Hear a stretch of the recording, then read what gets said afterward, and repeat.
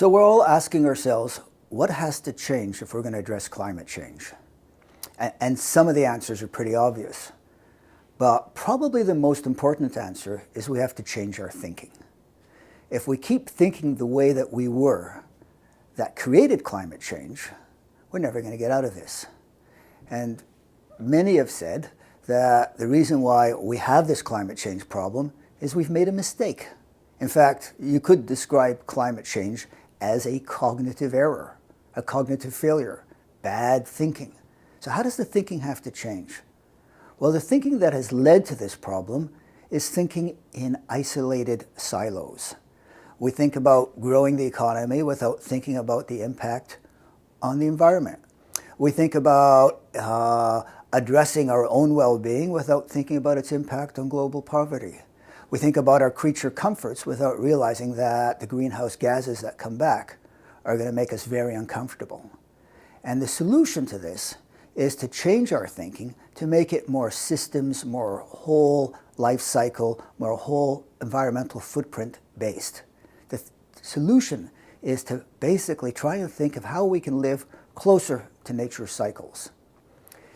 If you look at the sorts of things people are doing to try and address climate change, some of them reflect old thinking more than new. For example, the first generation response to climate change has basically been finger pointing. You know, some guy driving his car down the 401 saying those oil sands guys had better get their act together. Or the Chinese saying Americans have done this all, so we're going to burn coal, or the Americans saying the Chinese better stop burning coal. It's finger pointing and platitudes. You know, for the sake of our children, we all have to try harder. It's all very nice, but it doesn't help at all.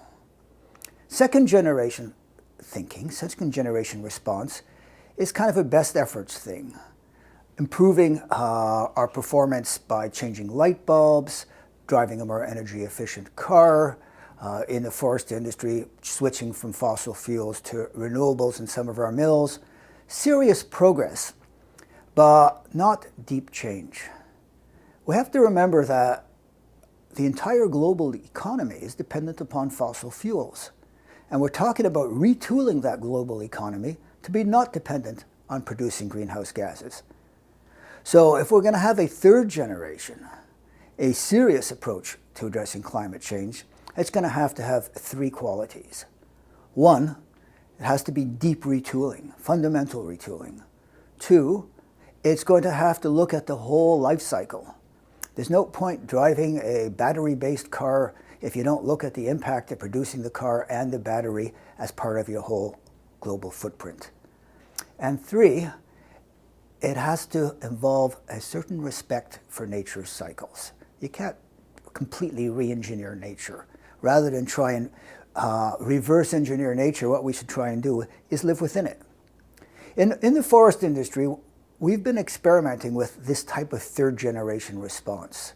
A response that tries, and I'm not saying we've got it completely right, but I think we're in the right direction, tries to actually address climate change in a way that has integrity, that A, is deep retooling. For example, we're going to try and get to 100% renewable fuels in our mills. That is total footprint. So we're going to try and put on the marketplace products that are not just carbon neutral, but carbon neutral from cradle to grave, from what happens in the forest, in the harvesting, in the mills, during the product's lifetime, and the end of the product's life cycle. Total footprint.